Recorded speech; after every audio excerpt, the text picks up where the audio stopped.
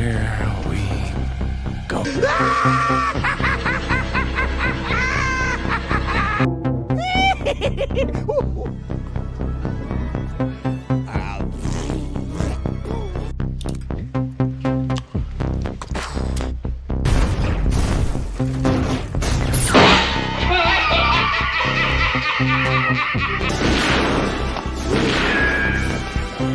Is like gravity. All it takes is a little push.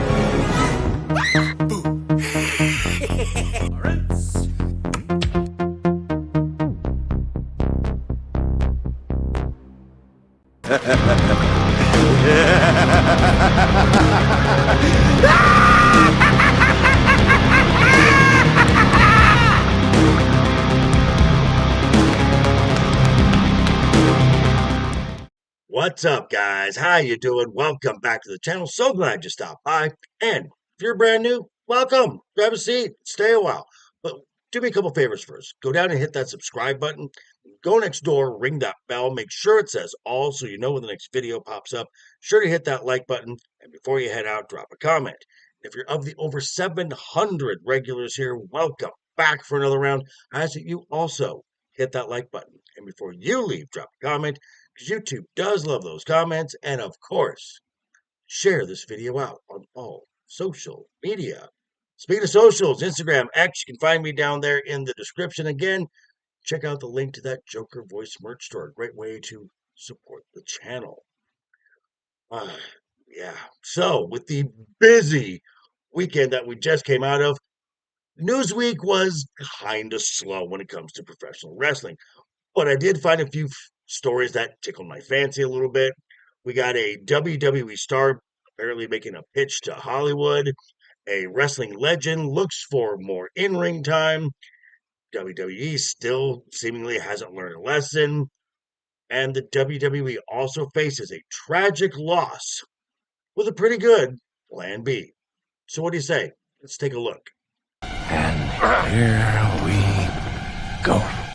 And we all know about the big blow that WWE Creative was dealt a couple weeks ago with the injury to Liv Morgan, as her character had multiple storylines and angles involving a multitude of WWE talent, and plans for the all-female pay-per-view Evolution had to be restructured.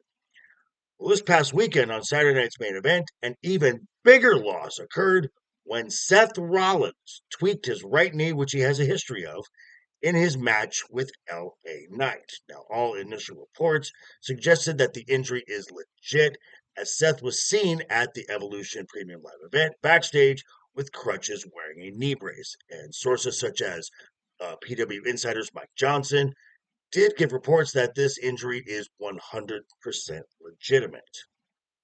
However, John Pollock of Post Wrestling reported that a source of his told him 48 hours before Saturday night's main event to watch for an injury angle involving Seth Rollins. So, is this a legit injury, or is it simply, to put it in wrestling terms, work? Good question. Regardless, the show must go on, and Paul Levesque, known for always having a plan B, on Monday Night Raw, gave the WWE a much-needed injection of excitement, possibly a few weeks early, and this was the return of the OTC, now the OTC1, Roman Reigns. Now we're talking. Our next story, if you watched the WWE's Premium Live event, Evolution, you saw some Attitude Era and Divas make some in-ring appearances. One was WWE Hall of Famer, two-time Divas champion, Nikki Bella, taking part in the Battle Royal following her appearance at this year's Royal Rumble. The other was seven-time Women's Champion and WWE Hall of Famer Trish Stratus after having a match with Tiffany Stratton, who she teamed with at the Elimination Chamber. And like Nikki Bella, we will be seeing more ring appearances, this according to Fightful Select, of Trish Stratus and Nikki Bella in the rest of 2025.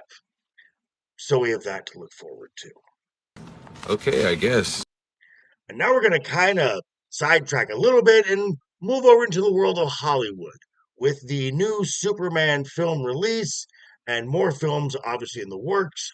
Questions and speculations are always arising as who would play Batman in James Gunn's DCU.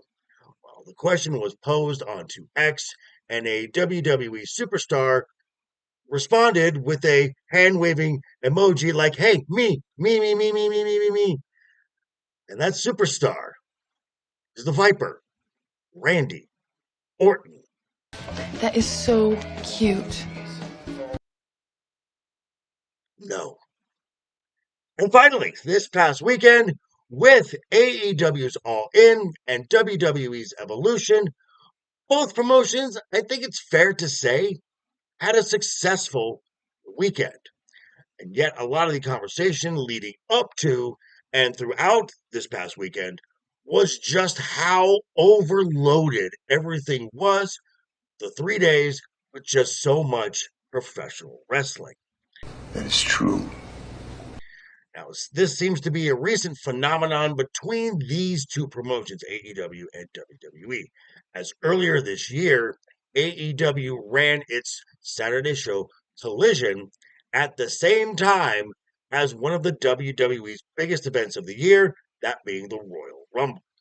Now, there were a couple minor shows here and there that they had shared the same dates, and then obviously this past weekend with the WWE putting not one, not two, three premium shows during the same weekend as AEW's biggest show in. Now, if you think this is going to be toned down anytime soon, I'm afraid I've got some bad news. because WWE announced on Sunday that their developmental brand NXT, that promotion's next premium live event, Heatwave, will be August 24th, which just so happens to be the exact same day as AEW's next pay-per-view event from London, Forbidden Door. And we're going to be talking about this topic of counter-programming and, yes, a whole lot more. This channel, 6 p.m. Pacific time. Me and the guys talking about Wednesday night is overbooked. But yeah, thanks for stopping by, folks. Again, quick reminder before you head out the door, hit that subscribe button, ring that bell. If you liked the video, give it a thumbs up. If you didn't like the video, hey, thanks for sticking around this long. I appreciate it. I'll see you folks all very soon. Hope you're having a great week. Have a wonderful rest of the week ahead of you. Always have fun. Keep talking. Keep smiling. And until next time.